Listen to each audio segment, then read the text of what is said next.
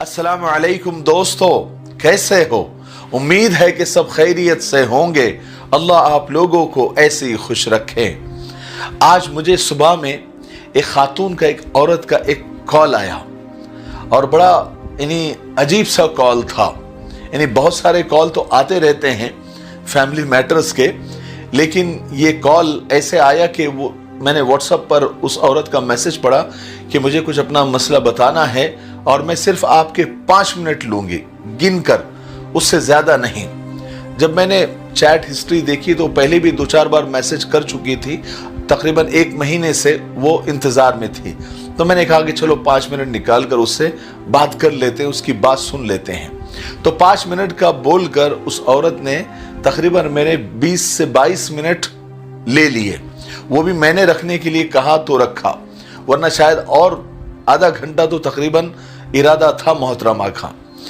बहरहाल वो अपना मसला सुना रही थी। शादी को 4-5 साल हो गए, 2 बच्चे हैं, लेकिन 20-22 मिनट के कॉल में उसने 17 से 18 मिनट सिर्फ और सिर्फ अपने शौहर की बुराई की, यानी शौहर के ऐब गिनाए।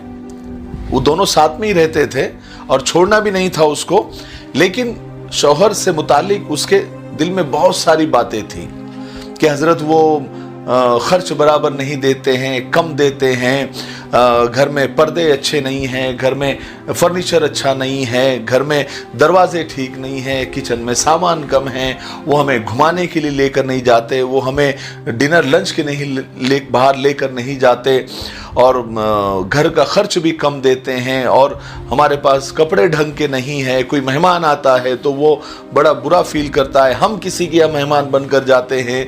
तो इस तरह की बहुत सारे ऐब उसने गिना दिए। हालांकि 4-5 साल हो गए थे शादी को, 2 बच्चे भी हो गए, लेकिन उस बेचारी खातून को पूरे 5 साल में 2 बच्चे भी हो गए, लेकिन कोई अच्छी बात उसने सुनाया ही नहीं। चलो बंदी बात करते करते कि अगर 10 बुराइयां भी कोई कर रहा हो तो एक इंसानियत के नाते, एक रिश्ते के नाते 1-2 अच्छाई भी सुना देती कि मेरा शौहर के अंदर ये अच्छी बात है, मगर ऐसा है, मेरे शौहर के अंदर ये बड़ी खूबी है, लेकिन ये भी है। ऐसा तो भी कम से कम बैलेंस करता है कोई ना कोई। लेकिन एक खातून अपने शौहर की बुराइयों के मामले में 1 साइडेड थी, सिर्फ उसने बुराइयां ही सुनाई। अब पता नहीं उसका शौहर कैसा, मेरी तो कभी बात हुई नहीं, और जब तक मेरी दोनों मियाँ बीवी से बात नहीं होती, इन्हें दोनों पार्टियों से बात नहीं होती, मैं किसी के बारे में फैसले नहीं कर सकता या किसी को सही गलत नहीं ठहरा सकता। बहरहाल उस खातून को मुझे जो समझाना था, मैंने और 5-10 मिनट लिए और उसको समझा दिए। और जो किस्सा मैं आपको सुना रहा हूं अभी, क्योंकि उससे बात करते करते ये किस्सा मुझे याद आ गया था, तो मैंने उसको तो सुना दिया, वो किस्सा मैं आपको भी सुना रहा हूं। आप सुनिए, और खास करके खवातीन सुनिए। और अगर औरतें नहीं देख रहे, कोई मर्द देख रहा है, तो अपनी खवातीन को ये वीडियो जरूर शेयर कीजिए ताकि वो देखे तो सही। बुराइयां हर इंसान के अंदर होती है, लेकिन अच्छाइयां भी तो होती है ना। कभी अच्छाइयों पर भी नजर डाल देनी चाहिए, और अगर बंदे में अच्छाइयां है तो थोड़ी बहुत बुराइयों को इग्नोर भी करना चाहिए। जिंदगी है, उतार चढ़ाव चलता रहता है, निभाना है तो फिर बहुत सारी बुराइयों को अपने दिल में कब्रिस्तान बनाकर उसमें दफन करना होता है जब जिंदगी आगे बढ़ती है। बेऐब तो सिर्फ अल्लाह की जात है, इंसान तो ऐब ही, बशर है, हम बशर बना है शर से। तो अब जहां बशर है वहां बुराइयां और ऐब तो है ही, इंसान गलतियों का पुतला है। तो मैंने एक किस्सा उसको सुनाया, वो मैं आपको भी सुना देता हूं कि एक पुराने और बोसीदा मकान में, घर में एक गरीब मजदूर रहता था। मकान क्या था? एक खंडर था। गरीब मजदूर जब सरे शाम घर लौटता तो उसकी बीवी बड़ी मासूमियत से उससे कहती कि अजी, कम से कम अभी तो थोड़ा सा पैसे बचाकर, घर का मेन दरवाजा नहीं है, वो दरवाजा तो आप लगवा लीजिए। कब तक इस लटके हुए पर्दे के पीछे हमको रहना पड़ेगा? अब तो पर्दा भी पुराना हो गया है और फट गया है, और मुझे हमेशा डर लगा रहता है कि कहीं चोर ही घर में न घुस जाए।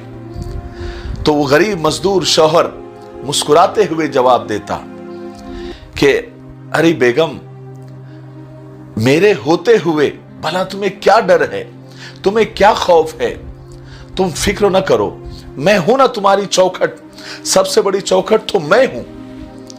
गर्ज के ऐसा तसल्ली देते देते कई साल गुजर गए।